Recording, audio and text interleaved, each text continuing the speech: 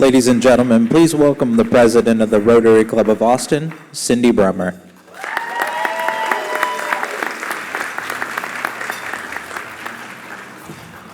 I dressed up for y'all today, if you saw me in that video. Well, good afternoon. I spent a lot of time thinking about what I was going to say today, and I kept coming back to this one simple question. What does it actually take to do the right thing when it matters most? To answer that question, I want to take you back to a moment right around the start of my previous career. A long, long time ago, I was a producer in a TV newsroom, and I picked up a lot of habits in that job. John probably knows about the habits of a journalist. I've really carried them since, and I'm generous when I say habit. They're more like quirks, and my Rotary friends know this about me very well. I have this obsession with starting meetings on time because there cannot be dead air. I also have this innate sense when people have gone on just a little too long, that 30-second timer's in my head, and I have to have a deadline to get anything done, right? Those things really stuck with me. But also some lessons stuck with me. And in journalism, you have to learn what news really matters to people. And not just if it bleeds, it leads, but what people need to know, what serves the public, what's worth putting in front of people. And you also learn something else, or at least I did. I learned what it looks like to lead when the stakes are real. During the Great Recession, the station that I was working at, we had some struggling times. Ad revenue was down, and the pressure was real. And everyone knew what the easy decision would be. Cut staff, save money, move on. And believe me, I was terrified that as a lowly web producer, I was about to lose my job. But our general manager took a different path. Now, she didn't sugarcoat anything. She stood up in front of us and she told us the truth. Times were tough. But then she did something else. She laid out a plan that included some very difficult decisions, even a small reduction in force. But it was focused more on long-term responsibility, not replacing the people who left on their own, tightening spending, and making thoughtful, measured choices. And because of that, she kept most of the team intact. She didn't take the easiest path. She took the more responsible one. And I've never forgotten that. That experience and others like it have shaped how I make decisions today, especially the hard ones, the ones where people are affected, where livelihoods are on the line, where there isn't a perfect answer. And here's what I've learned. Having an ethical code doesn't mean you get it right. It means that you have to make some tough decisions. And it also doesn't mean that there isn't a cost to those decisions. And it definitely doesn't mean that you're not going to make mistakes. But what it does mean is that you have something to guide you, something to come back to, something that helps you decide not what is easy, but what's right. Because let's be honest, it's easy to talk about ethics in a room like this, where that's what we're focused on, right? It's a lot harder when it costs you something. When the deal is on the line, when the pressure is real, when no one's watching, or at least you don't think anyone's watching.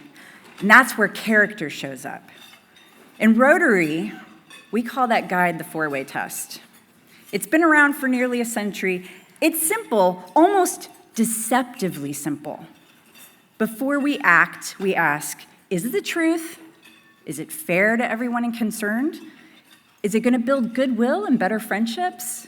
Will it be beneficial to all concerned? 4 questions. Not a policy manual, not a compliance checklist, just a gut check. And yet, if you really sit with those questions, they're not easy because they demand something from us. They demand courage. They demand restraint. They demand that we think beyond ourselves. And in today's world, that matters more than ever, right? We're moving fast, we're building, we're scaling, we're innovating. Austin is growing, it's evolving, and we're leading it. And here's the thing, growth without ethics, it doesn't build a community, it erodes it. The trust that we build or break ripples outward through our companies, through our organizations, through the people who depend on us. And today, that's really what matters today. Not just because we're recognizing ethical leaders, but because we're reminding ourselves that ethics isn't theoretical, it's operational. It shows up in small decisions, those daily decisions that don't make headlines. Do you tell the full truth or just the convenient part? Do you choose fairness even when it's not in your favor? Do you invest in relationships or just transactions? Do you think about impact beyond your bottom line? Those moments define us. And here's the part I want to leave you with. Every single person in this room has influence. You are shaping culture. You are setting expectations. You are modeling what right looks like. People are watching you, even if you don't realize it. So the question isn't whether you'll have an impact. The question is, what kind of impact will it be? In Rotary, we believe in taking those values and putting them into action. In our businesses, yes, but also in our communities.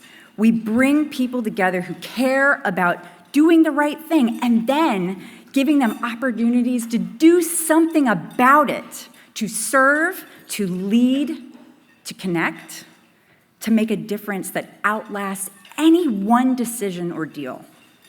Because ethics isn't just about avoiding the wrong thing. It's about choosing the right thing and then stepping forward.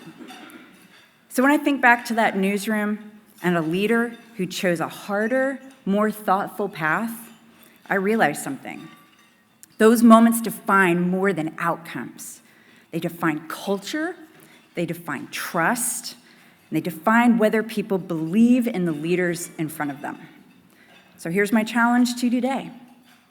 The next time that you're in one of those moments, the quiet ones, the hard ones, the ones where it would be easier to look the other way, pause. Ask those 4 questions, and then act.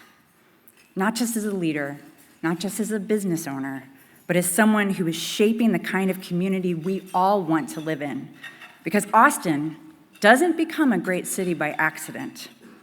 It becomes one because people like you decide again and again to do the right thing. Thank you.